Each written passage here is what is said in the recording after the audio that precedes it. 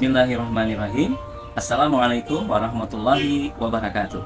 Selamat datang dalam pembelajaran mata kuliah dasar-dasar perbankan syariah. Pada pertemuan kali ini kita akan membahas tentang salah satu konsep yang sangat penting dalam ekonomi maupun perbankan syariah, yaitu riba dalam perspektif Islam. Mengapa riba menjadi pembahasan yang penting?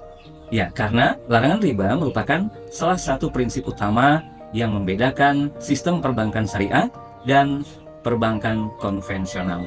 Pemahaman yang baik mengenai riba ini akan membantu kita untuk mengetahui dan memahami bagaimana bank syariah menggunakan akad-akad tertentu dalam setiap transaksinya, seperti akad mudharabah, musyarakah, dan ijarah. Nah, untuk itu mari kita mulai pembahasan ini dengan memahami terlebih dahulu pengertian riba.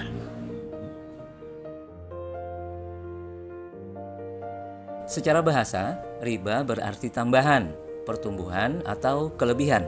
Sedangkan secara istilah syariah, riba adalah tambahan yang disyaratkan dalam transaksi pinjam-meminjam atau pertukaran barang tertentu tanpa adanya imbalan yang dibenarkan menurut syariat Islam.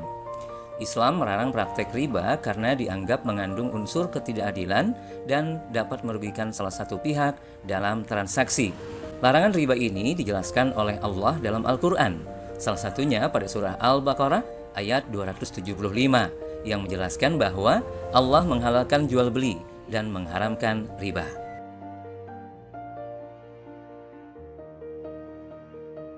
Para ulama membagi riba menjadi beberapa jenis.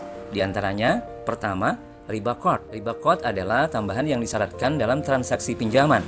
Contohnya, seseorang meminjam uang sebesar 1 juta rupiah dengan syarat harus mengembalikan 1.100.000 rupiah. Tambahan 100.000 rupiah tersebut merupakan riba karena telah disyaratkan sejak awal. Kedua, riba jahiliyah. Riba jahiliyah terjadi ketika peminjam tidak mampu membayar utangnya pada waktu yang telah ditentukan.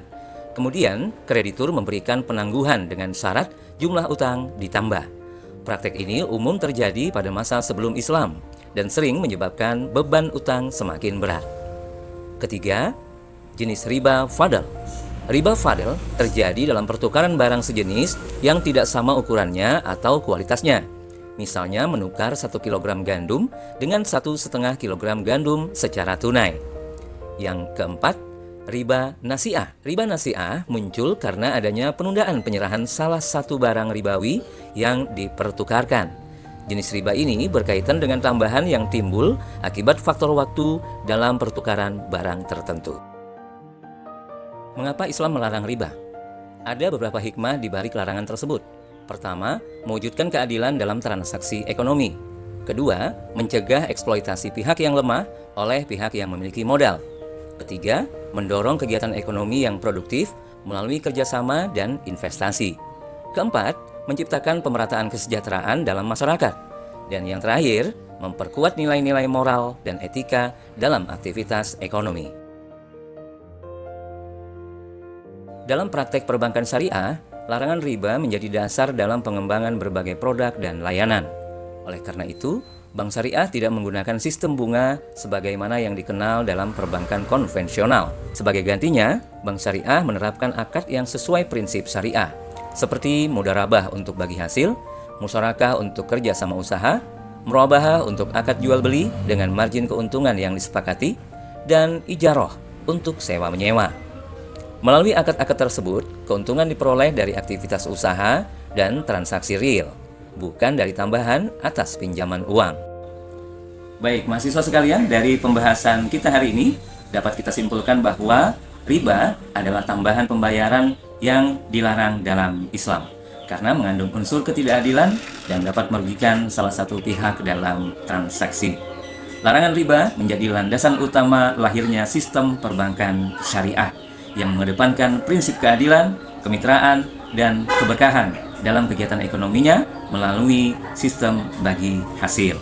Sebagai calon akademisi dan praktisi perbankan syariah, pemahaman tentang riba menjadi sangat penting agar kita mampu membedakan transaksi yang sesuai syariah dan mana yang bukan sesuai syariah.